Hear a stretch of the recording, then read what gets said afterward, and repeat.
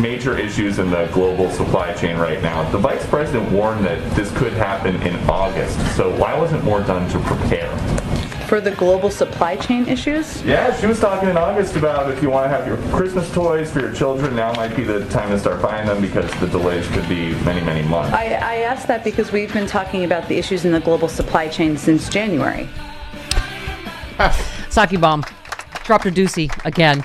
Okay, John Aravsis is here. Ben tweets, you sure do get some funny looks from customers in rural Maryland when you find yourself singing along with Coming to America on the Muzak, but the only words you're saying is AstraZeneca as dryly as possible over top of America and chuckling. I blame Stephanie Miller. Well, I blame, Sean Kaniski.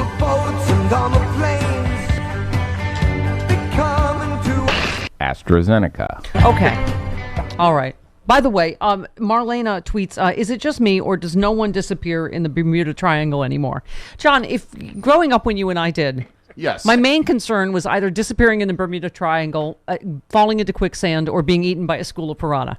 And I found that to be very little danger of that in my adult life. There's fascism. I didn't know that I would encounter, fascism.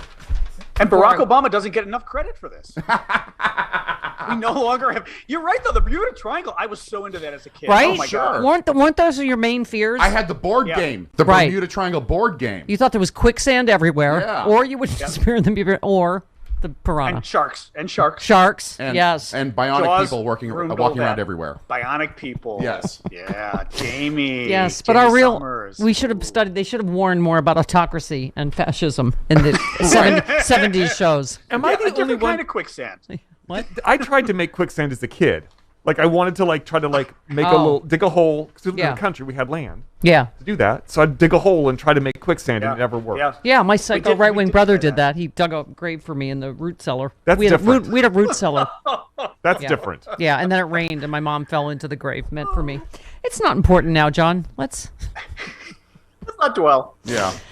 You warn of the danger. You tweeted, so is the Biden administration doing anything at all to investigate and hold responsible Trump and the DOJ officials who conspired to illegally steal the election? Because it sure doesn't look like it. We can kiss our democracy goodbye if they insist on ignoring this. I've been saying this all morning, John, that I have to hope, that this is Glenn Kirshner, AG from Mueller, she wrote, has been saying they feel like there is an investigation going on. They can't talk about it because you can't talk about ongoing investigations. But I hope they're right, as you do, because I just, the more you read, the more you're like, you cannot let this stand or we don't have a democracy. Yeah.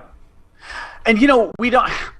In a perfect world, we shouldn't know because we don't want the Justice Department to be political and we don't want the Justice Department to be at the beck and call of the president, right? So in a way, like you said, either this is all evidence of Biden's doing the right thing and Merrick Garland is going after Trump and all the criminals, or it means they're not doing a damn thing. I stopped myself. Thank you. Hesitated. They're not doing a damn thing. And, one thing that worries me is Biden at the beginning. He was asked about this and he talked about the separation and how he had no control. But then I remember him throwing in something extra about, but I really want to focus on the future. Some kind of thing which is what presidents traditionally do. Normal presidents don't look back and criticize the other guy. Right. Trump started doing it. And now that Trump's talking about running again, you finally see Jen with their sake bombs finally going after Trump. My God, she put his picture on a chart. On the chart of the debt. Yeah. But literally, they had Trump's face versus Biden's face on the chart. I was like, ooh.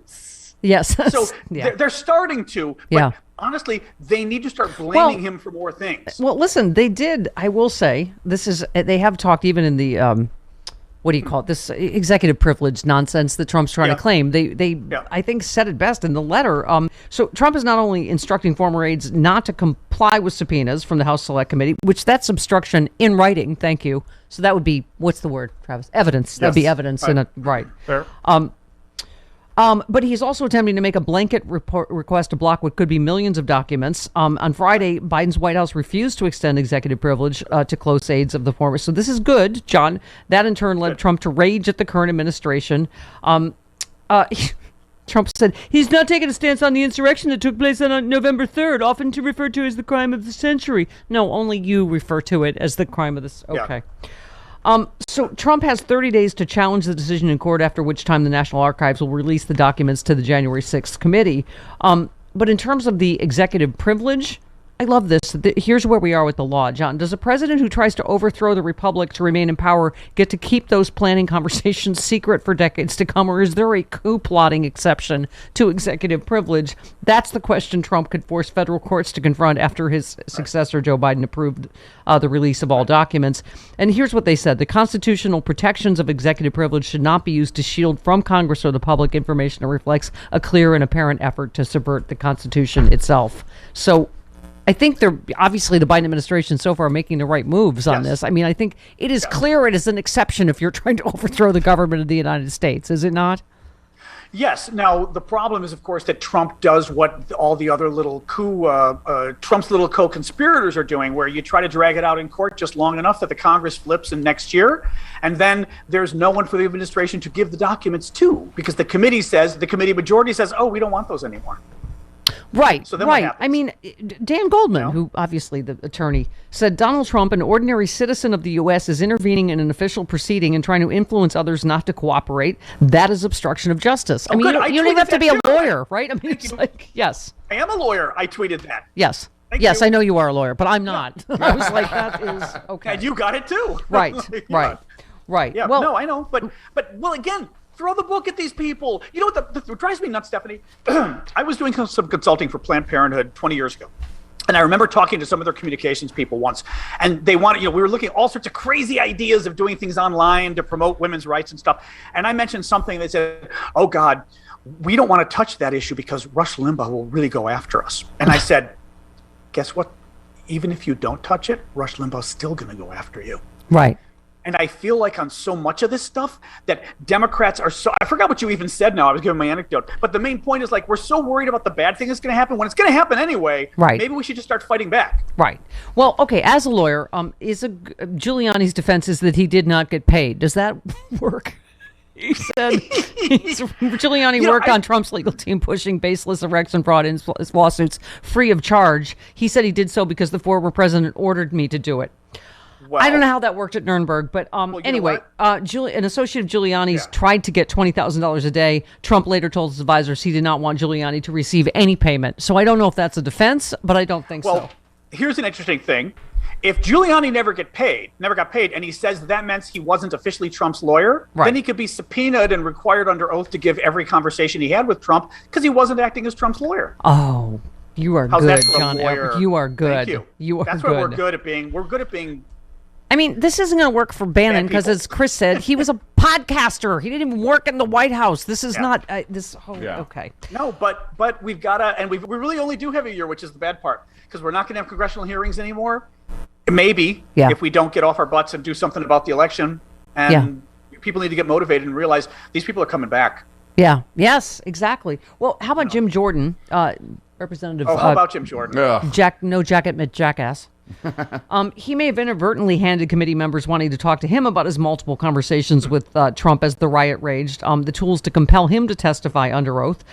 Dick Durbin asked the House to investigate Representative Scott Perry, that guy, Republican of Pennsylvania, for helping Trump pressure the Justice Department to overturn the election. The report also referenced Jim Jordan's contacts with the House during that period. So in Jordan's case, his participation into investigations of Democratic foes in the FBI provided a legal pathway that will come back to bite him. That's what you have to hope, right? Is when they're on the other side, they just have no compunction, right? They're saying he made his name as an aggressive investigator when Republicans dug into elections of impropriety at the FBI and DOJ during the 2016 election. At that time, House Republicans fiercely defended the power of the subpoenas to compel testimony. Now Jordan and several other of his colleagues are in uncharted territory, facing possible subpoenas from within their own branch. Yes, and why not already? All these guys, right? I mean, Biggs, Brooks, Gosar. Yeah. Can I ask something? This gets us back to the... Go on, sorry, go on. Can I ask something untoward? What is wrong with Paul Gosar? I know we've had his brother on, but what... I know. I don't mean it as a physical thing, but behind being crazy, what is with the head bobbing when he's saying crazy things? I don't know what... You know what's funny? I noticed that too, and I tweeted about it the other day. My initial thought, and obviously nobody wants to diagnose anybody, but of course I immediately thought of Michael J. Fox. People with Parkinson's, the drug to control the Parkinson's is what makes them shake. If the drug isn't perfectly equilibrated with their body, they get these shakes and all that kind of stuff. I didn't get that he's shaking. No. I mean, it's not shaking. It's Michael J. Fox. He talks and he moves. It's not shaking. Yeah. It's almost a rhythmic moving. Right. It's because the drug isn't. No, I mean, I honestly had a moment of compassion. We've talked to his brother on the show. I just had a moment of compassion that I'm like, is he really ill? Because what he said, the things he says are really, even by a Republican standard, are completely insane. And I just wonder if he's well. Is my only, I don't. Okay. Speaking of Facebook's role in all this, Facebook permits Trump PAC ads that question 2020 election outcome. And you just said taking a momentary break from luring young girls into anorexia and human trafficking, Mark Zuckerberg shifts to focus on fomenting civil war. I mean, they really are a problem, right? I mean, it's not like we needed this latest testimony even. It's funny too, because I was not such an anti-Facebook freak, right, as some people up until now. And now I am. Because I kind of felt like, it's kind of like the same arguments about everybody. I mean, Twitter, we had all the freaking Nazis in 2016. I mean, social media kind of sucks. And frankly, I get way more of the lunatics on my TikTok account or my Twitter account. I don't get the crazies on Facebook. I just don't. So I've always wondered, people get bad people on Facebook, and everyone's like, oh my God. But there is something wrong with these people at this point. Everyone else, Twitter cleaned up Twitter. Mm-hmm. Facebook, this guy doesn't freaking care.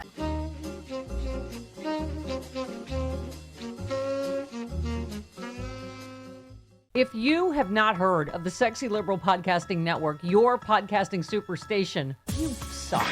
I mean, yes. We have the smartest, funniest liberals in the country. Stephanie Miller's Happy Hour. We have John Fugelsang. We have Hal Sparks, Frangela, Final Word and Idiot of the Week. We have Bob Seska.